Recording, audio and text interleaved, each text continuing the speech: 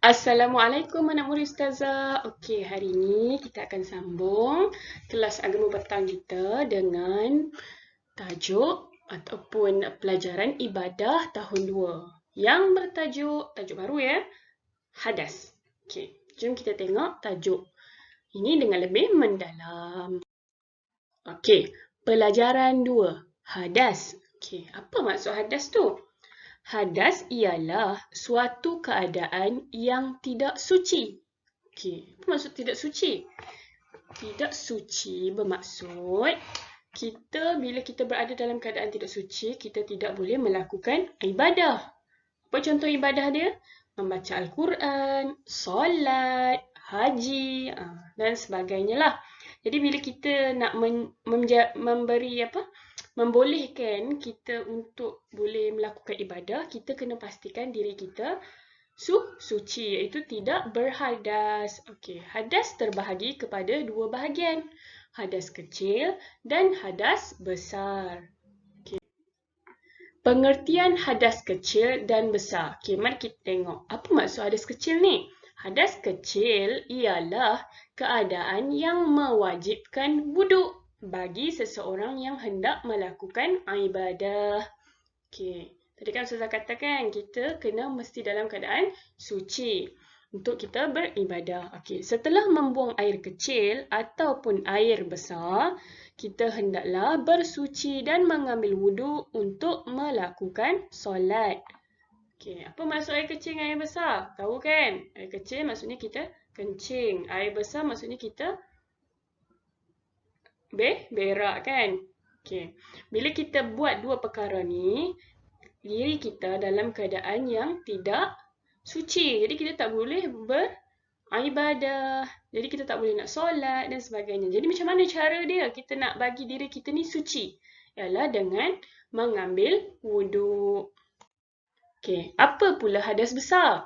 Hadas besar ialah keadaan yang mewajibkan mandi wajib bagi seseorang yang hendak melakukan ibadah. Okey, kita tengok sini. Dia suruh kita sebutkan dengan jelas erti hadas kecil dan erti hadas besar.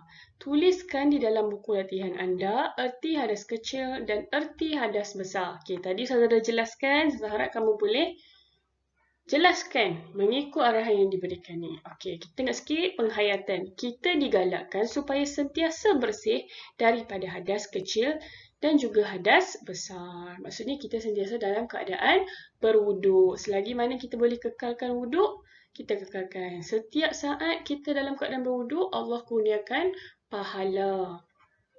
Okay. Seterusnya, sebab berlakunya hadas kecil. Okey, apa? Selain daripada buang air besar, buang air kecil, ada beberapa perkara lain yang menyebabkan kita terbatal wuduk. Okey.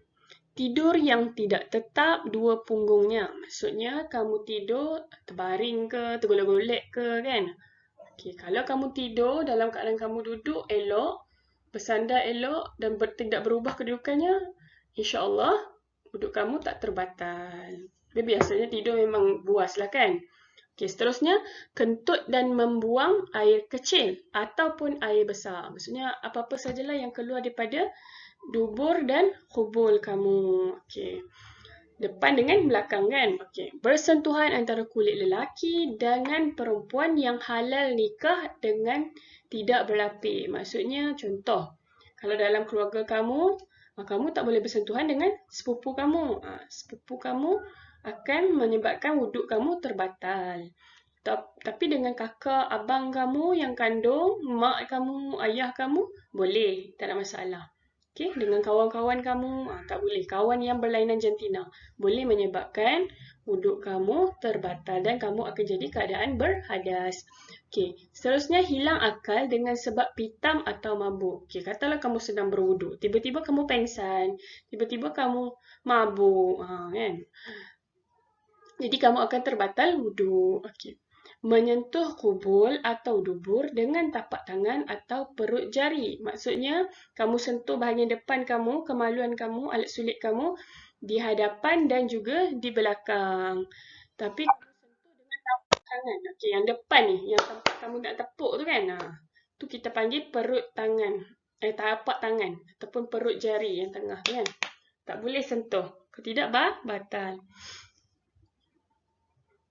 Okey, apa maksudnya? Kubul kemaluan lelaki atau perempuan, iaitu ia merupakan tempat keluar air kencing dan mani yang bahagian depan. Dubur, tempat keluar najis ataupun tahi yang belakang tu. Okey, punggung lah. Okey. Seterusnya, perkara yang dilarang ketika berhadas kecil. Okey, apa? Menyentuh atau membawa Al-Quran. Maksudnya bila berhadas kecil, maksudnya kamu tidak dalam keadaan berwuduk.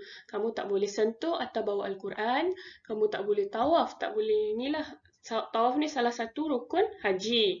Okey, dan seterusnya solat fardu atau sunat. Nak solat kan? Tak boleh. Okey.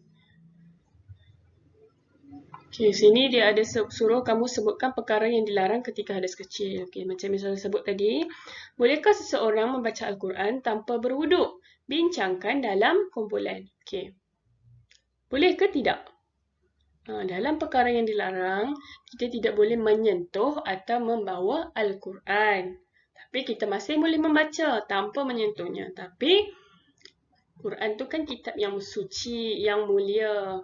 Jadi bila kita nak layan sesuatu yang suci, yang mulia, seeloknya kita dalam keadaan tidak berhadas, iaitu dalam keadaan berwuduk. Okey, yang terakhir, buat perbincangan dalam kumpulan tentang perkara yang dilarang ketika murid berhadas kecil. Okey, nanti kamu bolehlah fikir-fikirkanlah, bincang dengan keluarga ke, kan? Okey. Cara bersuci daripada hadas kecil. Macam mana cara nak bersuci? Bersuci dari hadas kecil ada dua cara. Pertama, berwuduk ataupun kalau tak ada air, bertayamum. Bertayamum ni kita guna debu pasir. Okey, macam mana? Untuk melakukan amal ibadah, orang yang berhadas kecil wajib berwuduk atau bertayamum. Okey, boleh kita tengok sini. Sini. Okey, kalau berkulur tandas kan mestilah kita dah buang air kecil besar kan. Jadi kita dalam keadaan berhadas. Tu berhadas kecil. Ini macam mana cara dia? Ni gambar yang menunjukkan orang sedang berwuduk ataupun gambar bertayamum. Okey, apa? Untuk tujuan apa? Untuk solat, untuk tawaf haji. Untuk solat lah. Lepas tu untuk membaca Al-Quran, menyentuh Al-Quran. Okey, seterusnya mari kita tengok sebab berlakunya hadas besar. Okey, tadi kita dah belajar tentang hadas kecil. Jadi kita tengok hadas besar pula. Apa maksud hadas besar ni? Macam mana kita ni boleh dikatakan sedang berhadas besar? Okey, jom kita tengok sebab bagi lelaki dan perempuan. Okey, pertama sekali, keluar mani sama ada di dalam mimpi atau jaga. Okey, ini adalah kes apabila kamu, situasi ataupun bila kamu dah balik. Maksudnya kamu dah dewasa. Okey. Seterusnya bersentuh iaitu melakukan perhubungan jenis. Okey, maksudnya macam kamu dah kahwin nanti kamu berhubungan dengan isteri ataupun suami kamu. Jadi itu akan menyebabkan kamu berhadas besar. Seterusnya mati selain daripada mati syahid. Okey, orang yang mati syahid, mati akibat peperangan seorang Islam tidak perlu dimandikan. Okey, tapi kalau mati yang disebabkan punca-punca lain perlu mandikan. Okey. Seterusnya sebab bagi perempuan sahaja adalah keluar darah haid. Okey. Macam tadi air mani tu sebab seorang lelaki tu boleh baligh. Kalau perempuan pula, bila dia nak baligh tu dia akan keluar darah haid. Okay, bila kamu dah sampai usia yang matang. Okay, seterusnya keluar darah nifas. Ini adalah darah yang keluar apabila seseorang itu melahirkan anak. Okay, ada beberapa kategori darah. Tapi ini salah satu darah yang memerlukan untuk seseorang tu mandi wajib. Okey, apa mandi wajib tu nanti tengok ya. Okey, seterusnya, okey, ni dia ada minta kamu sebutkan sebab berlakunya hadas besar. Jelaskan sebab-sebab hadas besar bagi orang perempuan sahaja. Okey, tadi Ustazah ada cerita kan. Okey, ni tengok dia ada beritahu sikit. Nifas adalah darah yang keluar selepas melahirkan anak. Okey. Okey, seterusnya kita tengok perkara yang dilarang ketika berhadas besar. Apa contoh-contoh perkara yang dilarang ya? Kita tengok.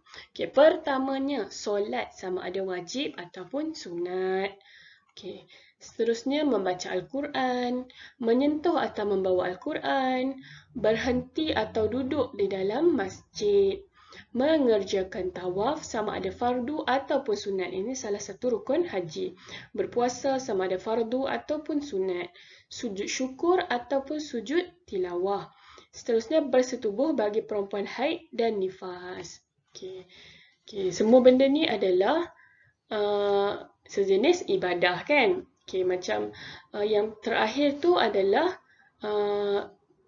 hubungan suami ataupun ini bersetubuh ni adalah hubungan seorang suami dan isteri tidak boleh melakukan hubungan jika mereka maksudnya jika isterinya dalam keadaan haid ataupun didatangi darah haid. Okey. Seterusnya, cara bersuci daripada hadas besar. Okey, dah tadi berhadas besar kan, macam mana nak bersuci? Tengok ya. Ada dua cara untuk bersuci daripada hadas besar. Sebelum seseorang itu boleh melaksanakan ibadah. Cara bersuci daripada hadas besar ialah pertamanya ni gambar apa ni? Gambar mandi. Tapi kita panggil dia sebagai mandi wajib. Mandi ni supaya kita dibolehkan untuk beribadah ataupun kita bertayamum jika tiada air. Okay, bila kita dah buat ni, kita dah buat salah satu ni, kita akan dapat boleh melaksanakan ibadah wajib ataupun sunat seperti membaca Al-Quran, solat jenazah, tawaf dan sebagainya. Kita tengok info sikit. Sabda Rasulullah sallallahu alaihi wasallam, "La tuqbalu salatun bi khairi tuhurin." Rawahul Muslim. Maksudnya, artinya solat tidak diterima tanpa bersuci. Kalau dalam keadaan kita berhadas, maksudnya Allah tak terima ibadah kita. Okey, tak sah solat kita. Okey, kita tengok seterusnya pula ya. Alhamdulillah dah selesai kita punya topik hari ni iaitu tentang hadas. Okey, jadi Ustazah harap kamu semua faham dan kalau ada apa-apa persoalan boleh tanya Ustazah. Dan sekarang Ustazah nak kamu buat latihan seperti yang Ustazah minta. Dan Ustazah nak ucapkan terima kasih sebab beri perhatian yang baik, mendengar dengan begitu prihatin. Dan insyaAllah kita akan jumpa lagi selepas ni. Assalamualaikum warahmatullahi wabarakatuh.